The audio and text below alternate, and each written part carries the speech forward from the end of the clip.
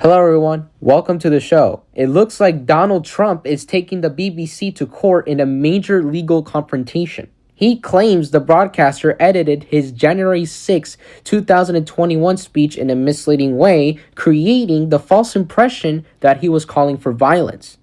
We're going to walk down to the Capitol, and I'll be there with you, and we fight. We fight like hell. We're going to walk down to the Capitol, and we're going to cheer on our brave senators and congressmen and women. President Trump says that the edits amount to defrauding the public and is threatening a lawsuit valued between $1 and $5 billion. This story has already shaken the BBC's leadership. The controversy centers on the BBC's Panorama program. In the documentary, clips from President Trump's speech were spliced together from sections nearly an hour apart. The result gave viewers the impression that he was urging the crowd to engage in violent action.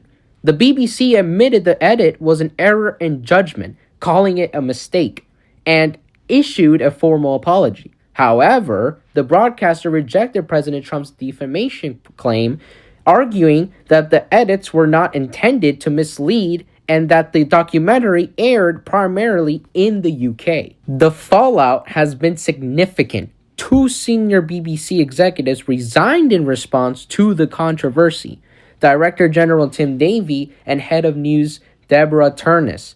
Their resignations indicate the severity of the internal repercussions and the scrutiny the broadcaster now faces. The episode itself will not be a rebroadcast. Donald Trump responded to the situation with strong statements. He described the edits as misleading and vowed to pursue the lawsuit next week. The proposed damages range from $1 to $5 billion. President Trump also indicated that he would raise the issue with British authorities, signaling that this dispute has both legal and international dimensions. He emphasized that an apology alone is insufficient to address what he calls a serious misrepresentation. Experts have noted that pursuing a defamation case against a foreign broadcaster is actually complicated. Jurisdiction issues and differences between the US and the UK law could affect the outcome. Additionally, the BBC argues that the short edited clip did not constitute defamation in the legal sense and that the documentary as a whole did not aim to deceive the audience. This case is part of a broader conversation about media accountability and how major outlets report on political figures. The January 6th speech has been a point of scrutiny for years, and the BBC edit adds a new layer to debates over media ethics. The resignations and public attention suggest that even internationally, media organizations could face significant consequences for errors in reporting.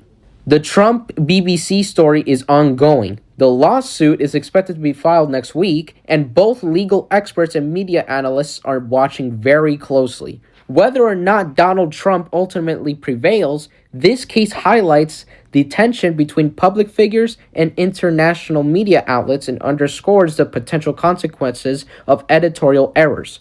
We'll continue to follow this story as it develops. Thank you for watching. Please make sure to subscribe and hit the notification bell so you don't miss a video that I upload. Thank you for watching, and I'll see you in the next video.